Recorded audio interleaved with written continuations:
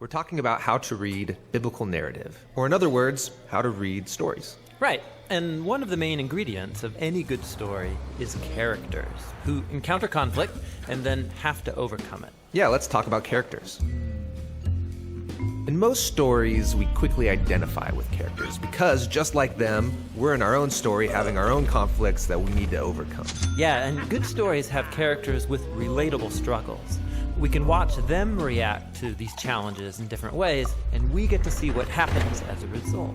Through characters, an author can show us their view of what it means to be human.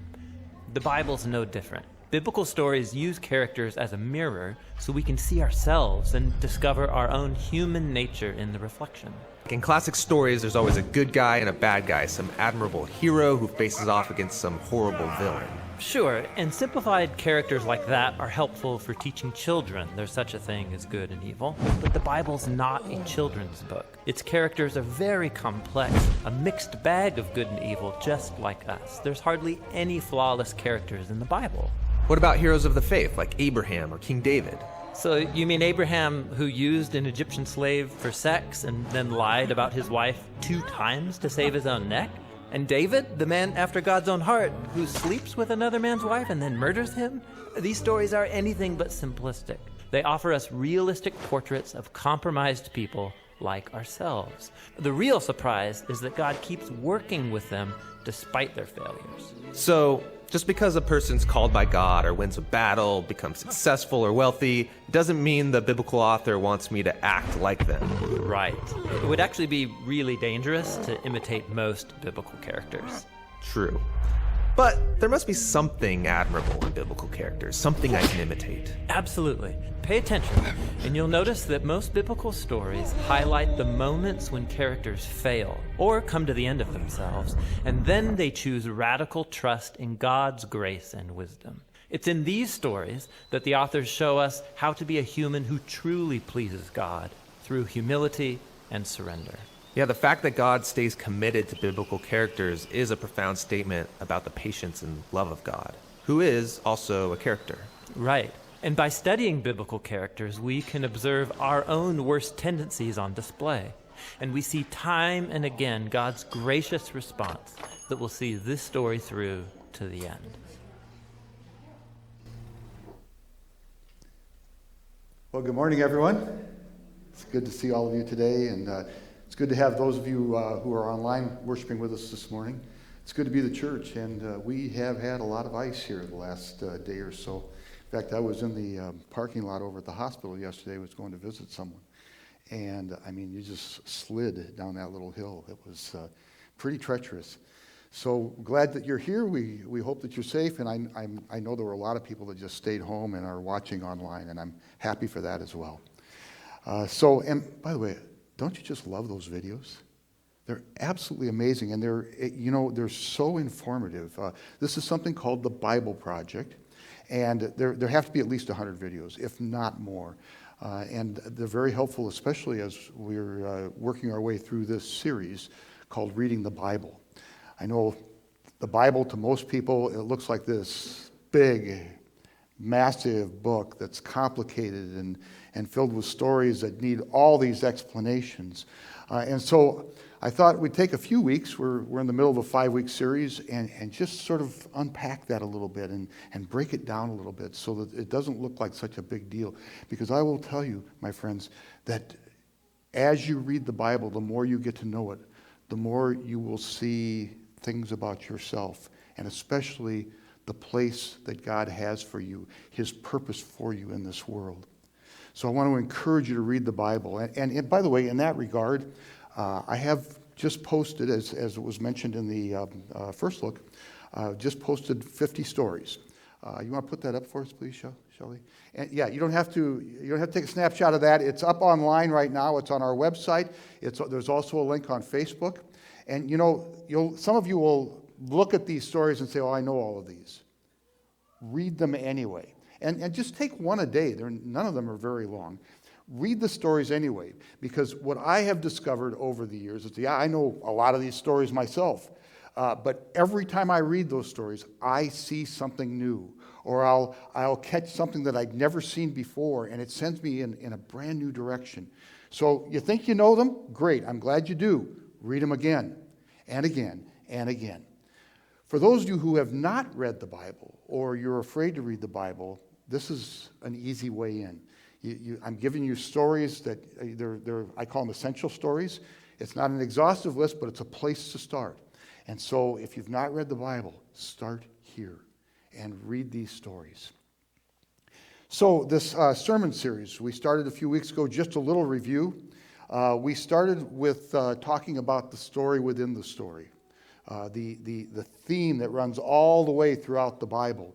So if you look at the Bible, you might see a patchwork of various stories all throughout and explanations, but there is this story within the story. I call it a red thread that runs all the way through the Bible, from the very first chapter of Genesis all the way to the last words of the book of Revelation. And that story is quite simply this. It is, first of all, a story about us, human beings, and our choices, and our propensity to continue to make bad choices. And then secondly, it's also about a God who comes to us. And I know that seems backwards to some folks, because when you think about the Christian faith and religion, very often there's this preconceived notion that it's about us coming to God. But no, it's not. It's about God coming to us, God saving us, God making us his own, even in spite of all of the bad choices we make. He fights through that to come to us. And so that's the red thread, and I want you to keep that in mind, because we're going to be talking about it today. Last week we talked a little bit about the themes in the Bible. The themes like in the book of Genesis, it talks about this spring that wells up in the desert, and the spring becomes a river, and around the river is a garden, and it's the water of life, right? And you think that's it, but then all of a sudden you see water of life, or water popping up, water in the desert, all over the Bible. And it becomes not a single story about how a river was formed or about the way the garden came into being, but it becomes a story about the desert of our soul and our thirst for something more. And I could do that with water of life. I could do it with tree of life. I could do it with the good shepherd. I can do it with exile. There's got to be 30 or 40 of these themes that run throughout the Bible. Today, that was last week. So, and by the way, if you haven't seen these sermons, go on YouTube, take a look. I really, really, really want you to start reading the Bible, and this is a good way in. Today we're going to spend a few minutes, as you saw in the video, talking about characters in the Bible. And, I just think it's fascinating. I love the way it talks about characters in this video, because it's like the Bible authors are setting up a mirror. And so when you read about these characters, you're not reading about somebody who lived a long time ago. You start seeing in the mirror of that character a reflection of yourself, and some of your own struggles, and some of your own difficulties, and some of the ways that you make bad choices just like they did. And I will tell you as well that Bible authors are very, very good at making those connections. Every single detail that they include about a character is important. So, for instance, part of this video you didn't see talks about the physical appearance of characters in the Bible. And you're going to say, really? I mean, those of you who've read the Bible say there isn't much there. And I'll tell you, you're right. Most characters, their physical appearance is not described. But when it is described, it's like crazy important. So, for instance, Jacob. Jacob is described as having smooth skin. Well, that describes his character as well, because Jacob is a slick, conniving thief. And I mean, he's a slick Willie, you know. He's just as slimy as can be, and he knows how to con his way through everything. That's just one example. There are others. Also, names in the Bible. This is really important, because names are not happenstance. Names are there for a reason. Let's take Jacob again. Jacob is a name that means deceiver. There it is. There's another mirror. So you see physical appearance, there's a mirror pointing to you. You see Jacob's name, he's the deceiver, and he deceives he tricks his brother, and then he goes to his father and he lies to his father to steal an inheritance that doesn't belong to him. And then the story goes on, that particular story, and Jacob comes to the end of his conniving. He has just run out of options. He's sort of painted himself into a corner, and he is about to meet his brother. That's the inheritance that he stole, and he knows that his brother has an army there and is ready to kill him. And so he's laying beside the river that night, and he gets in a wrestling match with God. And by the end of the wrestling match, God changes his name. You're no longer Jacob. You're no longer the deceiver, the liar. Your name is Israel. You're the one who has struggled with God, and I spared your life. Another mirror, right? And did you notice the red thread? Jacob, the deceiver. That's us and our bad choices. Becomes Israel, the one who God spares. Both sides of the red thread, right there. Now we could go Bible passage after Bible passage after Bible passage, but I want to tell you that what I've just explained to you is like very important, because I think when most people look at the Bible, they tend to see or think that the characters in the Bible are there because they are morally superior, or that they are in some way honorable, or that they are faithful beyond words, or that they're heroes. And now you know that nothing could be further from the truth. They're in the Bible because they're just like us. They're people who make choices, most of them bad choices. And they're struggling to be faithful. That's what makes these characters interesting. They're messy, just like you and me. Well, let's take a break here, and would you all sing for us?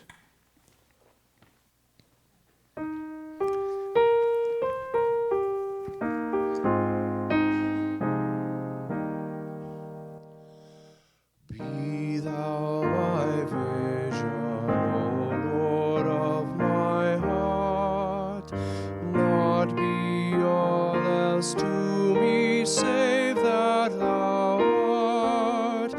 Thou my best thought by day and by night, waking or sleeping, thy presence my light. Appreciation for the musicians today. We are so blessed with so many talented people here. It's just amazing, and it never stops. Thank you. So the lesson that Shelley just read to you today, and you might be, I wanted to talk about that lesson as a way to get into the Bible. And you might be thinking to yourself, why in the world did he put her through that? Make her pronounce all of those names. And I'm going to guess that as she read them, she was really interested in what was coming next, but you guys, your eyes were glassing over in a hurry, because it's just a laundry list of Bible names. This is how Matthew starts his gospel. He recites these, what is there? There's 14 and 14 names, right? And, why would you go there? Why would we talk about characters in the Bible with that? A genealogy. It was important to somebody sometime, but it can't be important to me now, right? Well, what I would say is read on. Dig in a little bit. Go to Google, for instance, and just search a few of those names, and you're going to find some very interesting things. So, for instance, we first have Jacob. We've already met him. We know about him, the deceiver, right? The one who swindles his brother and lies to his father and all that sort of stuff. Then you also have two people that are illegitimate children.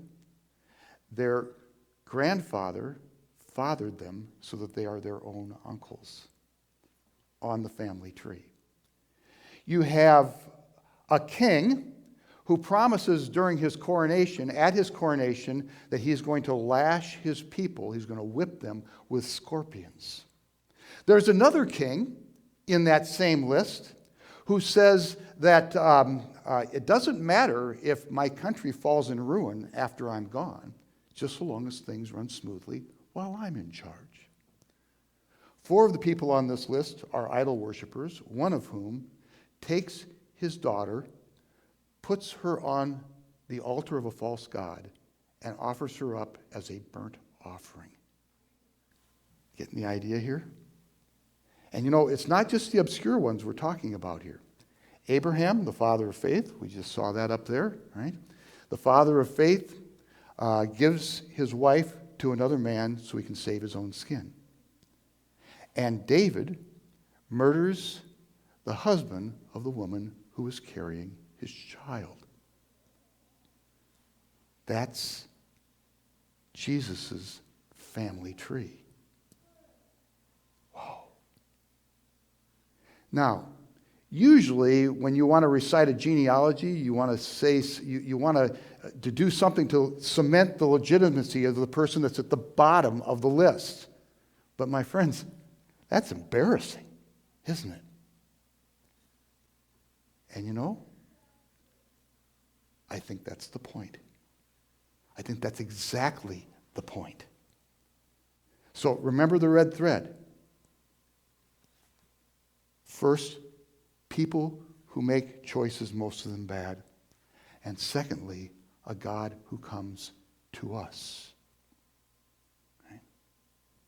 So that genealogy is not there to ennoble Jesus, to give him clout or make him legitimate as the king of all creation. Instead, Jesus is Emmanuel. Remember I told you about names? Jesus. His name means the one who saves us. And he is Emmanuel, God with us. You see, that genealogy is there to be read backwards, not forwards. It's not Abraham 14, 14, 14 up to Jesus. It's Jesus 14, 14, 14 back to Abraham. He legitimizes them. He ennobles them. He gives them honor and righteousness and new life. And he does it for them clear back to Abraham and then forward to you and to me. See how it works? He comes to be God with us. And he dies on the cross so that we might be put on his family tree for an eternity. Now, once again, this is really important, folks. I want you to read your Bibles. I want you to get to know these stories, and especially these characters. And I want you to find characters especially where those characters are an obvious mirror into your own heart, into your own soul, into your own struggles, into your own trials. Because then also you will find the ways that God comes to you and reaches you in those spots to make you new and whole in him. Let's sing.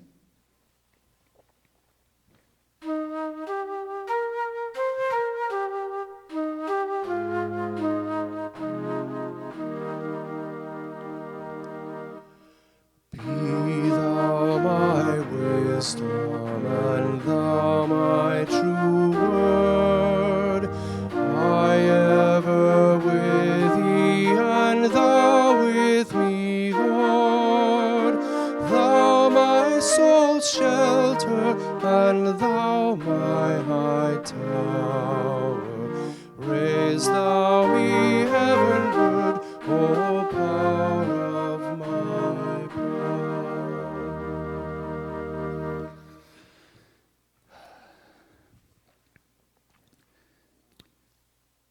So what we're doing here is really important today because, our job here as members of this congregation is to reach others with the love of Jesus Christ. It's who we are and it's what we do. And so, in that regard, I know it was mentioned in First Look, we're working on something called 10-4, which is our vision for the next 10 years. So 10 is 10 years, and we have 4 directions that we want to go in this congregation and with this congregation to become faithful disciples of Christ and faithful to our call to reach others with that love of Jesus. The second one is, the second of these 4 is something called Heart Reachers and Lost Seekers. That's what we are. And I want to read this to you. It says, as a heart reacher and as those who seek the lost, we're going to create an environment that welcomes all, paying special attention to those who find the church to be closed, judgmental, alienating, anxiety-producing, and inaccessible. That's who we are. That's where we're heading in the next 10 years, to do just that. And we got an uphill battle to fight, don't we? Because the perception out there is about us as the church is that we're better than everybody else. And either they are thinking that we think we're better, but they know we're not, which makes us hypocrites, or else they actually believe that we're better and they can't possibly fit in. And that needs to change, my friends, because that's not who we are. That's why we're reading these stories. That's why I want you to read the Bible. I want you, as members of this congregation, to know those stories, not only so you can see yourself, but also so that you can tell others who we are and explain how all of that works. Help them see the Bible not as a list of heroic figures, but as people who are fallible and lost, just like you and me. To that end, I've been watching a very old television series lately called The West Wing. You maybe heard me talk about this before. I'm on end of season 6, and oh my goodness, there is a storyline that is just amazing. So there's a guy by the name of Matt Santos who is running for the Democratic nominee of president. And there are 2 other guys in the race with him, and it's getting to the convention. It's a brokered convention.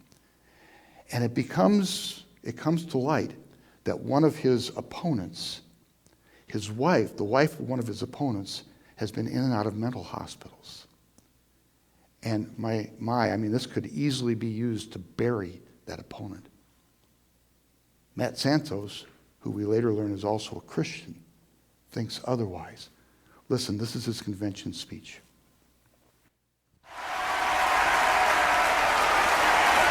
There's been a great deal made today of Governor Baker's decision not to disclose his wife's minor medical condition. Many people believe that he should have. But I don't believe Governor Baker failed to disclose it because he was ashamed or embarrassed. I think he didn't disclose it because we're the hypocrites, not the Bakers. Because we're all broken, every single one of us, and yet we pretend that we're not. We all live lives of imperfection, and yet we cling to this fantasy that there's a perfect life and that our leaders should embody it. But if we expect our leaders to live on some higher moral plane than the rest of us, well, we're just asking to be deceived.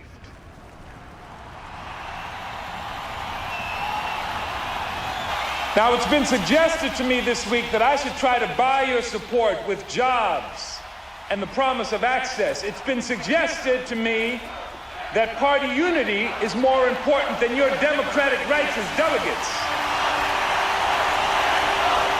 That's right, it's not. And you have a decision to make. Don't vote for us because you think we're perfect. Don't vote for us because of what we might be able to do shares your ideals, your hopes, your dreams.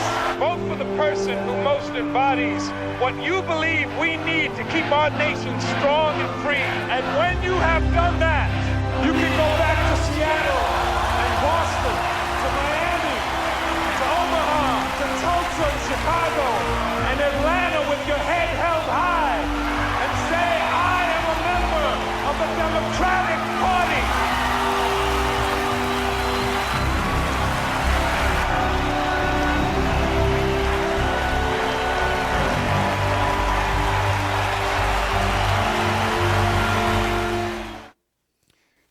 You want to know if he got the nomination? Watch the series. Preach it, Matt. My goodness. Now imagine this. Imagine a church in which we did what Matt suggested. That we don't hold ourselves or anybody else up to this higher standard that just sets everyone up for disappointment. Because it will. Because every one of us is fallible. Every one of us in some way, shape, or form makes choices that are bad. That's who we are. And I know what the perception is out there. I know what people think about us and how they see us, especially those who have not been inside the church. And you know something? We're partially to blame for that because we've let them see that. We've deceived ourselves and deceived them. We've let them believe that maybe, yeah, we are a little better. It's not the case. Imagine a church that was honest like that, where we said and put on display who we are. Sinners in need of a God who will come to us. My friends, read your Bibles. I don't care who you are. I don't care if this is the first time that you've tuned in to any kind of a worship service or if you've been doing this all your life. Read your Bibles over and over and over again. You think you know the story? Look at it again. Find new things because it will change you and it will change those around you. Because God will use you as a tool in His hand. He will use you as a hammer to break up self-righteousness and to come with grace and life and peace and hope in the midst of those bad choices and the struggles that we face.